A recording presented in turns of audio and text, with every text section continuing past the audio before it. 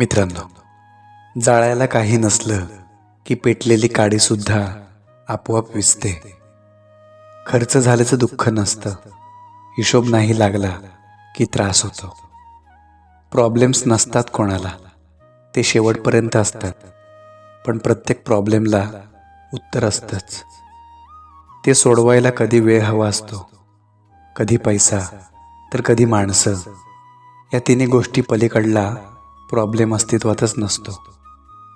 शस्त्रक्रिया होण्यापूर्वी रोगी घाबरलेला असतो, पण बरा झाल्यावर शिवलेली जखम तोच कौतुकाने दाखवत सुटतो. माणूस अपयशाला भीत नाही. अपयशाचं खापर फोडायला काहीच मिळालं नाही तर याची त्याला भीती वाटते.